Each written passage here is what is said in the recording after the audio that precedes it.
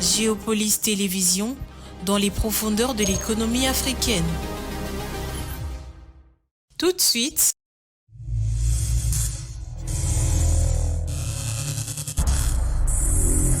le journal.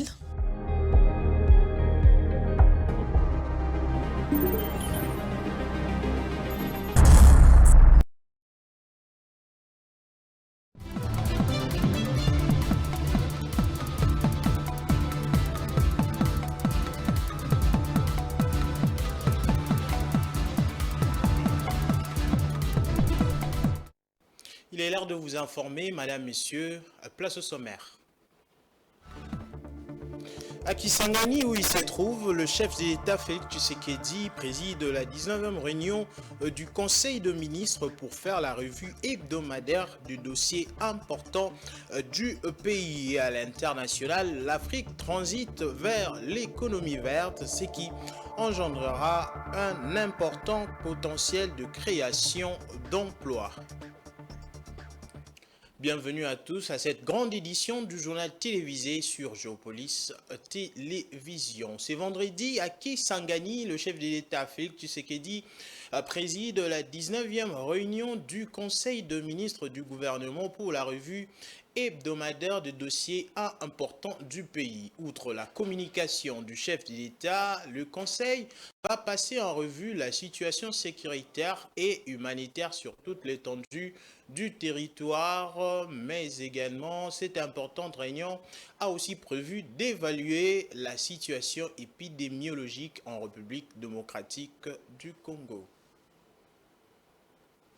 Et puis, encore une autre brève dans ce journal. Bien avant ces conseils ministériels, Félix Tshisekedi a rencontré les députés et sénateurs de la Grande Orientale, le gouverneur de province et les chefs coutumiers. Lors de ces échanges, l'honorable Grace Neema a exprimé le soutien inconditionnel des élus au chef d'État et a soulevé des préoccupations concernant la sécurité et les infrastructures auxquelles Tshisekedi a promis une attention rapide. Les discussions avec le gouverneur ont mis l'accent sur le développement de la région.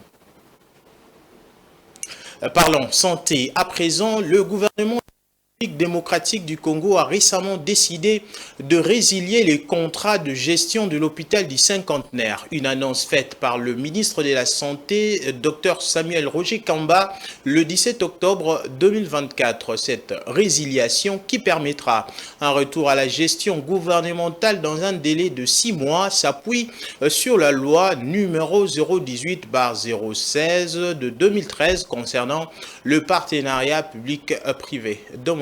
Et Rachel Missenga nous en disent plus.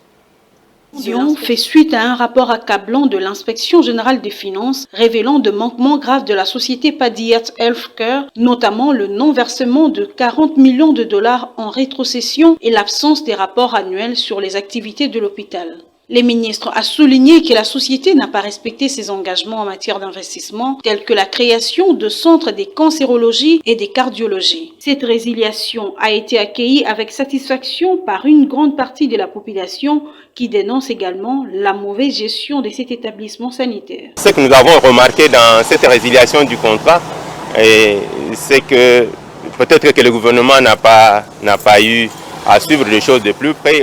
Il y a eu un laisser-aller qui a fait que ces gens se sont comportés de la manière qu'ils se sont comportés. Heureusement, mieux vaut tard que jamais que le gouvernement se ressaisisse et que maintenant il peut voir les choses au clair et on constate que la gestion n'a pas été aussi claire, aussi limpide qu'on pouvait l'espérer. Et mieux vaut tard que jamais que le ministre ait pris cette décision-là. Au cas où le contrat sera repris entièrement par l'État congolais, j'aimerais que, si, à la mesure du possible, ce qui n'a pas été fait, soit réalisé.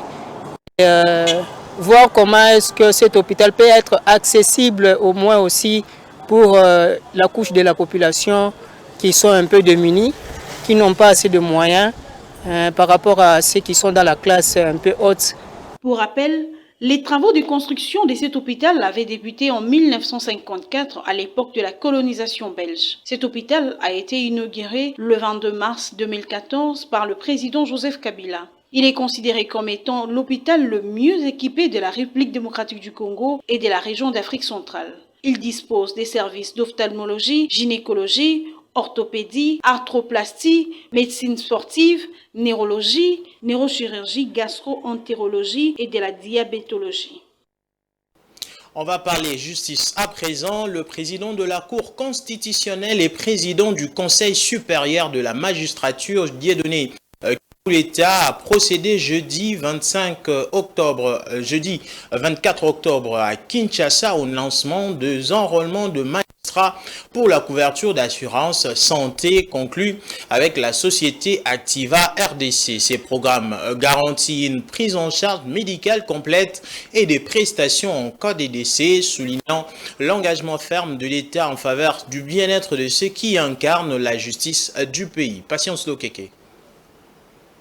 Le président de la Cour constitutionnelle et du Conseil supérieur de la magistrature, Dieudonné Kamuleta, a officiellement lancé l'enrôlement de magistrats pour une couverture d'assurance santé. Cet événement marque une étape décisive pour le bien-être de cette noble institution, mais surtout de ses animateurs. Plus qu'une simple formalité, il représente une rupture historique avec des décennies de négligence sociale. Dieudonné Kamuleta a salué l'implication du chef de l'État dans la concrétisation de ces projets qui constituent un progrès significatif tant pour le renforcement du bien-être de magistrats actifs que pour la garantie de leur sécurité sociale longtemps négligée dans la gestion publique. Au nom de tous les magistrats de la République et à mon nom propre, nous présentons avec la plus haute déférence nos sincères remerciements à son Excellence, Monsieur le Président de la République, Félix Antoine Tshisekedi Tshilombo, chef de l'État et magistrat suprême, pour la grandeur d'âme et la sollicitude qu'il a pu avoir à l'égard de notre corps. Nous avons signé le vendredi 16 août 2024 une convention avec la société d'assurance Activa RDC qui nous a garanti d'offrir aux magistrats une assurance santé et obsèques de meilleure qualité. Il n'y aura donc ni cotisation ni retenue à la source des salaires des magistrats. Tous les frais y afférents sont à charge de l'État congolais en exécution de l'article 25 du statut des magistrats pré-rappelé. Pour rappel, cet accord signé en août dernier entre le Conseil supérieur de la magistrature et l'entreprise Activa ouvre une nouvelle ère pour le statut social de magistrat congolais. Il illustre également la volonté du président Félix Antoine Tshisekedi de placer les citoyens au cœur de sa gouvernance politique. Grâce à cet accord, le magistrat ainsi que leurs conjoints et enfants bénéficieront d'une prise en charge médicale complète d'environ 150 établissements hospitaliers à travers le pays. De plus, de fonds pour l'évacuation sanitaire en cas d'urgence sont prévus pour le soin à l'étranger. Une autre brève dans ce journal à raison de la crise persistante dans l'Est de la République démocratique du Congo, la France a renforcé son engagement en envoyant 70 malles de médicaments généraux pédiatriques et d'urgence arrivés à Goma le 20 octobre 2024. Organisé par le Centre de crise et de soutien du ministère des Affaires et de la population, les malles fournies par l'association française Tulipe et remises aux ONG partenaires du CDSC, dont Alima, Première Urgence Internationale et la Croix-Rouge française pour renforcer les structures des locales, notamment face à l'épidémie d'Mpox. En 2024, la France a également apporté 22 millions d'euros d'aide humanitaire destinée aux Nations Unies et aux ONG en RDC visant à répondre aux besoins essentiels des populations vulnérables à Goma et aux alentours, comme l'accès à l'eau, la sécurité alimentaire et l'aide aux personnes déplacées. La France continuera de soutenir les populations congolaises affectées par cette crise.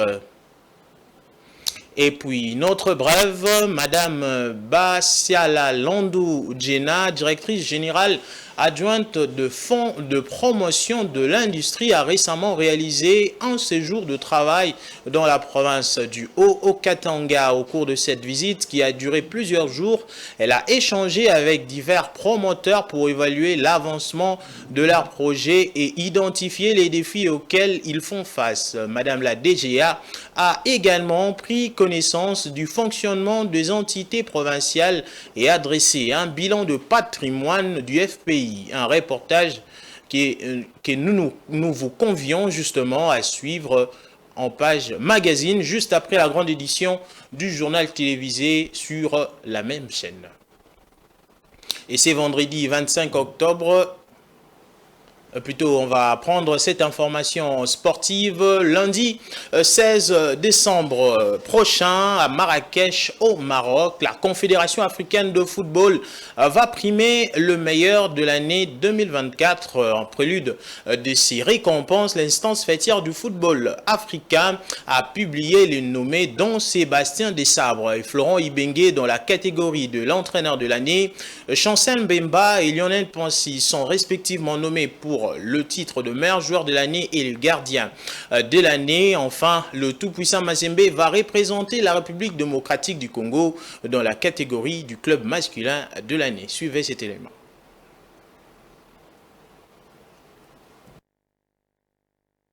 La Confédération africaine de football a dévoilé la liste de nommés pour la cérémonie des CAF Awards 2024 et la République démocratique du Congo est bien représentée dans plusieurs catégories. Le capitaine Chancel Mbemba, auteur d'une saison remarquable avec l'Olympique de Marseille et la sélection nationale congolaise, est à nouveau nominé dans la catégorie de meilleur joueur africain de l'année. C'est la deuxième fois consécutive que Mbemba figure parmi les candidats au prestigieux Ballon d'Or africain. Il sera en concurrence avec des stars tels qu'Achraf Hakimi du Maroc, Edmond Tapsoba du Burkina Faso et Hamid Gouiri de l'Algérie, entre autres. Après une belle performance lors de la dernière CAN où elle a atteint les demi-finales, l'équipe nationale congolaise figure parmi les nominés pour la meilleure nation africaine de l'année. Les Léopards sont en compétition avec des équipes comme l'Angola, le Burkina Faso, le Nigeria et le Maroc. Deux noms congolais figurent dans la liste du meilleur entraîneur de l'année. Il s'agit de Sébastien Desabre, actuel sélectionneur des Léopards, et Florent Ibenge, entraîneur du club soudanais d'Al Hilal Omdurman. Ces deux techniciens ont marqué l'année 2024 par leurs succès respectifs. Les autres nominés dans cette catégorie incluent des entraîneurs tels que Pedro Gonçalves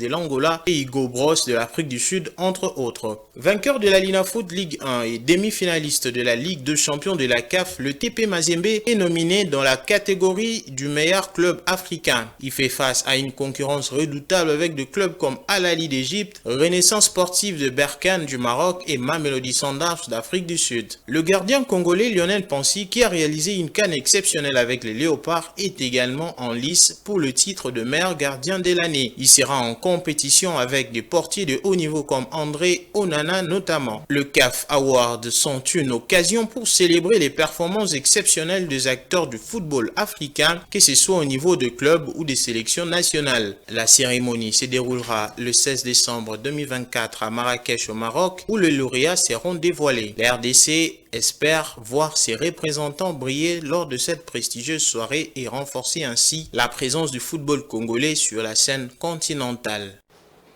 Et puis, les Léopards handball senior dames ont bouclé leur stage de préparation au Portugal ce vendredi 25 octobre 2024 en prélude de la 26e édition de la CAN handball senior dames qui va se jouer en République démocratique du Congo dans sa capitale Kinshasa du 27 novembre au 6 décembre prochain. Dans la soirée du jeudi 24 octobre 2024, elles ont battu la sélection nationale portugaise par 28 à 27. Suivez. De préparation, l'efficacité et la fermeté des Léopards dames senior handball de la RDC se révèlent de plus en plus après une victoire jeudi 24 octobre 2024 sur un but de quart 28-27 face à la sélection nationale féminine du Portugal à Maior. La tâche n'aura pas été facile pour les fauves congolaises qui sont à stage de préparation pour l'entrée en lice à la 26e Coupe d'Afrique des Nations féminines de handball à Kinshasa en RDC du 27 novembre au 7 décembre 2024. Logé dans le groupe B avec notamment la tenante du titre et la plus titrée en Afrique, l'Angola ou encore le Cameroun, mieux la Tunisie 3 fois titrée, la RDC ne pouvait que c'est chercher des sparring partenaires intenses et surtout de mettre un accent particulier sur une préparation rigoureuse et efficiente. Bien que n'étant pas l'une des 10 meilleures de handball du monde, le Portugal et son bel environnement étaient un choix judicieux pour affirmer les lancers et accroître l'esprit d'équipe, surtout l'intelligence dans le jeu des Léopards Dames Senior pour accueillir la CAN en novembre, mais surtout la remporter avec qualité. Le stage de préparation de l'équipe nationale a débuté lundi 21 octobre et ses clôtures c'est vendredi 25 octobre et ces derniers a les couleurs d'une satisfaction et efficacité collective. Les défis sont grands, mais il y a déjà une marge de progression. Signalons que le Léopard Dames Senior, bien accompagné par la Fédération du handball du Congo et le gouvernement congolais, vont tenir un dernier stage cette fois-ci à Kinshasa au mois de novembre prochain, quelques semaines avant le début de la compétition pour aller concourir pour le titre africain de la RDC et de surcroît une qualification à la prochaine Coupe du Monde. On va maintenant prendre cette information. C'est vendredi 25 octobre dans nos installations de Geopolis Forum. 2 jeunes étudiants de l'Université pédagogique nationale ont été récompensés par une enveloppe d'encouragement pour s'être distingués dans leurs interventions lors d'une récente matinée scientifique co-animée par Willy Kalingai et Patient Ligodi, respectivement patron de Geopolis Forum et d'actualité.cd. Dans mon mat. Fébrilité que Georgine Mbungu et Joas Mbumba franchissent la porte des Geopolis Forum. Accueillis à la réception, ces 2 étudiants de l'Université pédagogique nationale sont rapidement conduits au bureau du directeur des ressources humaines. La promesse qui leur a été faite lors d'une matinée scientifique co-animée par les responsables d'actualité.cd, Patient Ligodi et Willy Kalingai des Geopolis Forum semble sur le point de se réaliser. Dans un bureau spacieux orné de photos inspirantes, ils rencontrent enfin Willy Kalingai, le directeur général. Vous avez montré une belle détermination lors de la conférence, leur dit-il. Nous croyons à la jeunesse et en son potentiel face aux défis futurs, notamment avec l'intelligence artificielle. Après quelques mots d'encouragement, il les dirige vers la caissière, leur remettant au passage les derniers numéros du magazine Geopolis. Ici, chacun reçoit une enveloppe qui représente non seulement une aide financière, mais aussi une reconnaissance de leur potentiel, une sorte de bourse, Geopolis Forum et actualité.cd. Ému, Georgine Mbungu peine à exprimer sa gratitude. Bon, je n'en reviens pas, mais voilà, je suis heureuse, je suis contente, voilà. Personnellement, j'avais gagné le prix pour avoir posé une question pertinente. Le DG Willy Kalingai avait dit que la personne qui avait posé la question là aura un prix. Joas, tout aussi enthousiaste, partage son ressenti. Si après avoir répondu d'une manière pertinente avec la question posée par le DG Willy Kalingai et par le DG de l'actualité CD, Patient Ligodi, c'est par là que j'ai été choisi pour avoir cet encouragement. Je remercie ces 2 grands hommes de la République infiniment pour tout ce qu'ils viennent de faire pour moi personnellement, aussi pour ma condisciple.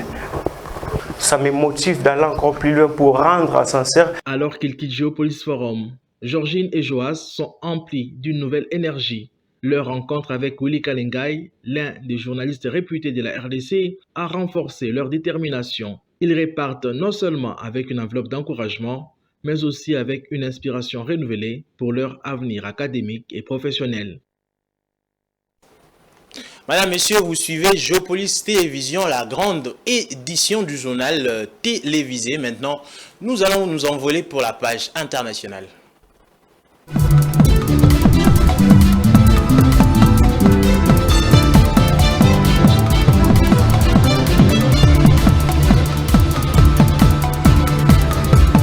Bien qu'elle risque de provoquer une destruction massive des emplois dans le secteur des énergies fossiles en Afrique comme ailleurs, la transition vers une économie verte recèle un important potentiel de création d'emplois qualifiés et stables pour la jeunesse du continent dans de nombreux autres secteurs d'activité économique. Suivez.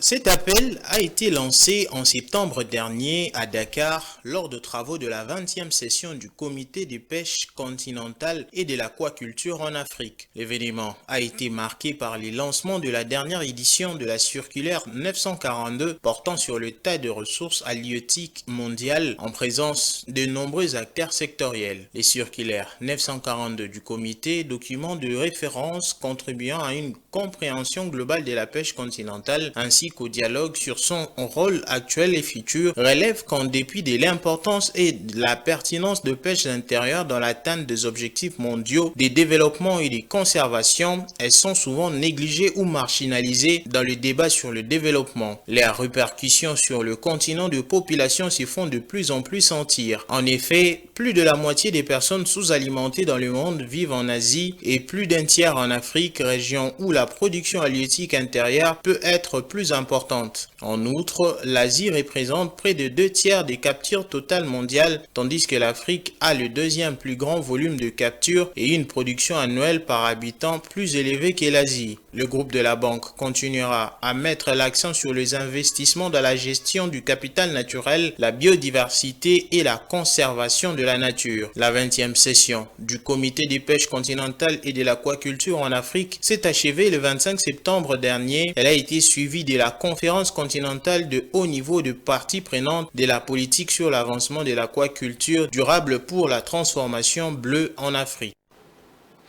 Madame, Monsieur, là vous venez plutôt de suivre l'élément où le groupe de la Banque africaine de développement et l'Organisation des Nations Unies pour l'alimentation et l'agriculture FAO ont jugé nécessaire de plaider en faveur d'une plus grande reconnaissance de contributions apportées par la pêche continentale et des opportunités importantes qu'elle peut offrir, en particulier pour le groupe le plus pauvre et autrement marginalisé.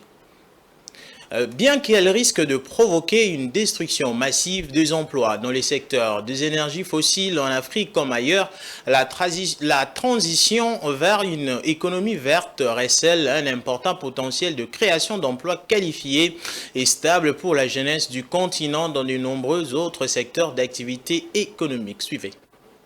L'économie verte pourrait créer 1,5 à 3,3 millions d'emplois directs en Afrique d'ici 2030 dans les 12 sous-secteurs d'activité les plus matures sur le continent comme l'énergie solaire, la fabrication de véhicules électriques à 2 ou 3 roues et les technologies agricoles climato-intelligentes selon un rapport publié fin juillet dernier par FSD Africa, une agence de développement financée par le gouvernement britannique et les cabinets de conseil en ressources humaines Shortlist. Intitulé Forecasting Green Jobs in Africa, le rapport n'a pris en considération que 5 secteurs dans lesquels les pays africains ont déjà atteint un certain seuil de maturité. Ces secteurs ont été priorisés au regard des activités comparatives dont dispose le continent et de leur intensité potentielle en matière de création d'emplois à court terme. Les modélisations font ressortir que le secteur de l'énergie et de l'électricité devait générer jusqu'à 2 millions d'emplois directs d'ici la fin de la décennie en cours, soit 70% du total des emplois dans les 5 secteurs étudiés. Ces emplois devraient être principalement créés dans le domaine de l'énergie solaire et dans celui du transport et de la distribution d'énergie. Les secteurs de l'agriculture et nature pourraient créer jusqu'à 700 000 emplois, dont 377 000 emplois dans les sous-secteurs des technologies agricoles climato-intelligentes, 189 000 dans l'aquaculture et la production de volailles et 117 000 dans la conservation des écosystèmes et les solutions fondées sur la nature. L'Afrique du Sud tient le plus haut payé avec 85 000 à 275 000 de nouveaux emplois prévus devant le Nigeria 60 000 à 240 000 emplois, le Kenya et la RDC. Pour tirer pleinement profit des opportunités offertes par l'économie verte, les pays africains devaient cependant mobiliser plus de 100 milliards de dollars par an pour investir dans la formation de ressources humaines et construire des infrastructures adaptées, en plus de l'adoption de cadres réglementaires business-friendly